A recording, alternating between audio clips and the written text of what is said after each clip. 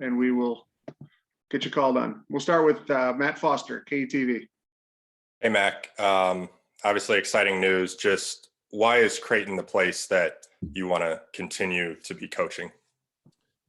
Well, it's become home. I've spent, I guess now it'd be 18 years of my adult life in the state of Nebraska, going back to the 6 years I spent at Wayne State. And really just fell in love with Omaha, with the people. And, I like what our university stands for and what it's about. And it's a basketball place. To see where we were 12 years ago, and from an attendance standpoint and community interest and where it is now, it's really incredible to see the trajectory. And I don't think we're done yet. I think there's more that we can build upon, and I'm really excited about that. All right, next we'll go to Matt DeMarinis, White and Blue Review. Hey, Mac. I know you guys don't usually disclose numbers, but are you at liberty to discuss anything in terms of the length of the contract that you signed? What I think it said multi-year. I'll just say more than 2, less than 10. How about that? Okay, that works. Yeah, that kind of goes along with the question I wanted to ask though too, because I was wondering, just not trying to nudge you out the door here, but if you thought about what this extension means in terms of the rest of your career. Yeah, I think I said it earlier this year. My hope is that this is my last job, and there's nothing I don't like about this situation, and it has more to do with my job. Obviously, when I had an opportunity several years ago to go somewhere, I talked about how happy I was and our family was, and why would you risk upsetting that if you don't have to? And I'm still in that same situation. We're very, very happy here. And obviously there's been some changes administratively in our department, and there's adjustments that go with that. But that is moving along in the right direction. And obviously, Marcus has been very supportive of what we're trying to do. And but this is where I want to be. It has been where I want to be, and it will continue to be. All right, next we'll go to John Bishop, 1620 The Zone. Mac, I'm curious. You always do a postmortem on every season.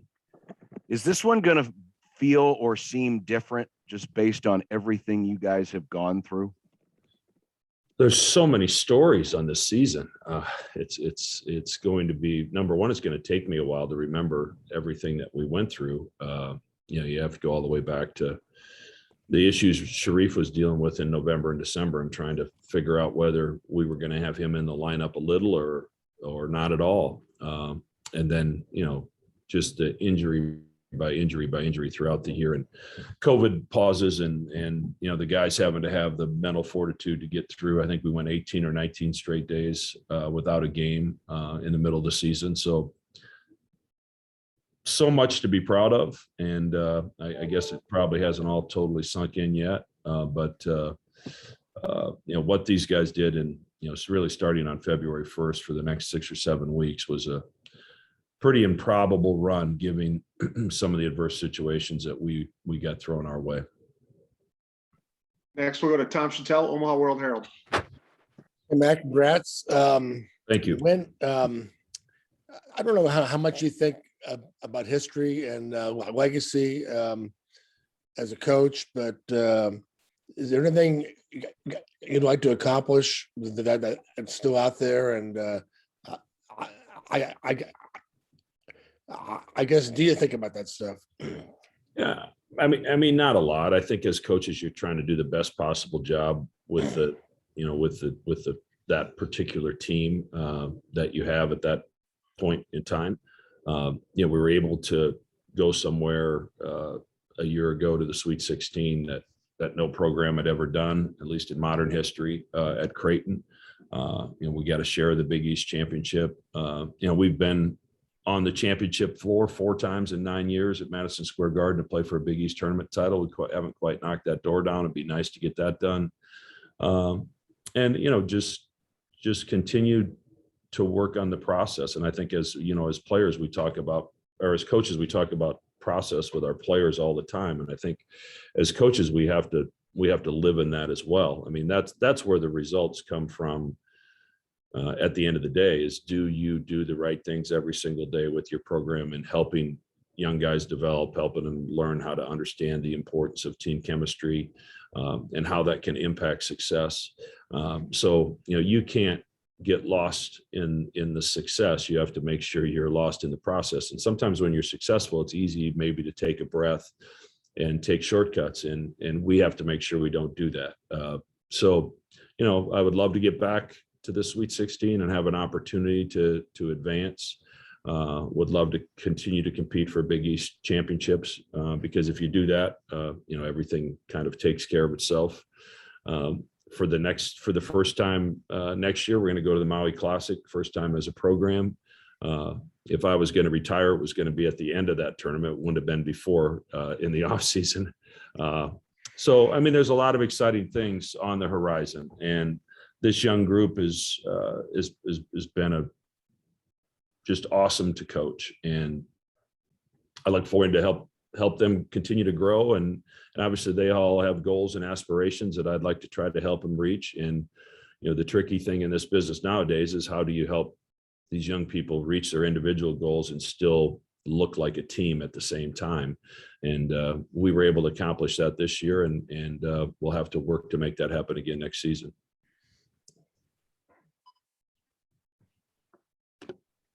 Next, we'll go to Matt Foster with KETV.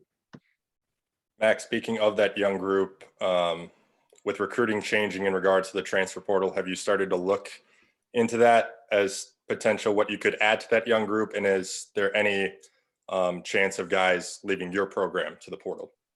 Yeah, we always take a deep breath for a week or so after every season, and then I'll resume some meetings with the guys late this week and early next week to kind of find out where everybody is from a mental standpoint. I'd like to think that the core of our group is certainly excited about moving forward and trying to have a really special season next year. We do have an available scholarship right now, and would probably like to add one more piece to that puzzle. And it's, the transfer portal is changing daily. So you just have to kind of navigate, who's out there, what's their skill set. And then most importantly, in our situation, when you have such a good returning nucleus, do they fit? Are they a culture fit? Are they going to, really add to our culture and enhance our culture? And if that's the case, then we would look for, if that person exists, we'd certainly look to add them. We'll go to Adam Kruger, KMTV. Hey, Coach, congrats on the new deal. When it comes to your relationship with Marcus, if I recall correctly, you didn't really know him before he was hired. How has that relationship grown in the last year, and what stands out about him as a leader of this athletic department? Well, I mean, obviously I hadn't met him till he got to campus. And then, obviously he becomes really busy when you take on a job the magnitude of the one that he has. So he's in meetings and meeting donors and getting to know staff. So as the season has progressed, he was able to travel with us a little bit more. We were able to spend time together. Marcus is a great guy, and he's very passionate about bringing championship level success across the board at Creighton. And, that's what I want. So we are certainly aligned in that regard. And, he's worked hard to help get this deal done. And I'm forever indebted to him for that. That's kind of a tough thing to have thrown on your plate the first year. And I recognize that's not easy, but he got it to the finish line, and I really appreciate that. And, as I said in the statement, really looking forward to working with him moving forward, trying to create the best possible experience for these young people that I'm blessed to coach. We'll go back to Tom Chattel. Hey, Mac, I was wondering, after the COVID year last year, it was a grind for everybody. And some of the things that happened at the end of last season. I just wondered how gratifying this year was for you, and maybe That can renew some of your enthusiasm for coaching or the job or anything? Yeah, I don't think I ever lost my enthusiasm, Tom. There's, and I never really lost the belief in who I was and what I'd been taught at a young age to stand for, but also understanding that I'm human and humans make mistakes, even if it's not intended to be hurtful to someone, it still can be hurtful to someone.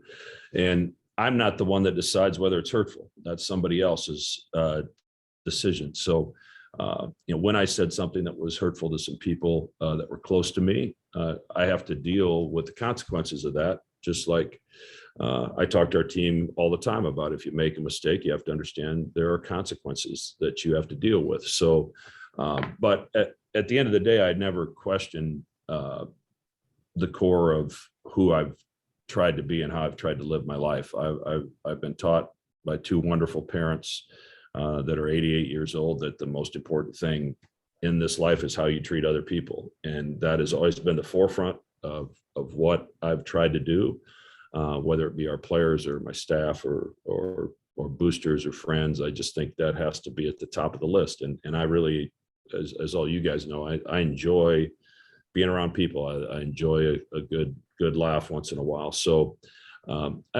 it was a difficult time to get through, but I also had a pretty good network of friends and family that helped me get through that. But I never lost my love for coaching this game. I don't feel like I've worked a day in my life, and I've been doing this 33 years, and that kind of sums it up. It's been a great ride, and I look forward to having it continue. Thank you. Matt Foster, KTV. Mac, around this time last year, you made your first trip to the Sweet 16, the women doing it this year. How cool has it been to see them kind of carry that over to this season? And did you have any sort of, message to Flan before they left?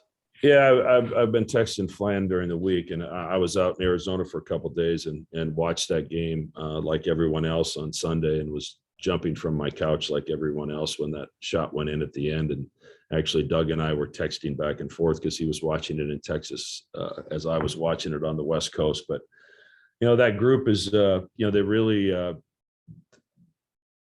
they remind me somewhat of the team when Doug was playing. His senior year, with Raggy and Doug and Jahans, and, everybody has the ability to shoot the basketball, and it's such a fun style to watch. It was a very enjoyable game against a really good Iowa team. So I was celebrating like the rest of us, and Bill Fenley at Iowa State's a really good friend of mine from my time there. But I told him I'm cheering for him to finish second tomorrow or tonight. We'll continue with Matt DeMarinis, White and Blue Review. Yeah, along those lines, I was going to say you do go back a ways with Coach Fenley. I just wondered what type of stylistic matchup people are in store for tomorrow night with both these teams in the top five in 3-point shooting. Yeah, I think both teams aren't afraid to let that thing fly from the 3-point line. So both extremely well coached. Bill does a great job, and obviously we all know the job that Flan has done here, not just this year, but during his tenure at Creighton. So I think it'll be a fast-paced game. I think it'll be an entertaining game, and hopefully the Blue Jays have at least one more in them. We'll do a last call for questions. We'll start with Matt Foster. Mac, were you able to get any updated diagnosis on Ryan's knee injury? Yeah, I think when we got back here and had our doctors look at it, I think they confirmed what we originally thought. It was a minor injury to his PCL, no damage to the ACL. So he'll be in that brace for a month or so, and then they'll, ramp that up with a little bit of a brace that's a little bit more movable, that can get him at least to 90 degrees, and then, really start rehab after that. So I would think April, May, June, by middle to the end of June, he's back on the floor, doing things to prepare for next season. And that wasn't my feeling in the locker room after the game and when it happened on the floor. I think we all thought it was worst case scenario. So in a season full of injuries, it was good to have at least the last one not be as bad as we thought it was going to be. Okay, I don't see any other questions. So, Coach, thank you for your time. We look forward to working with you for multiple years. Thanks, guys. I appreciate it. Thank you.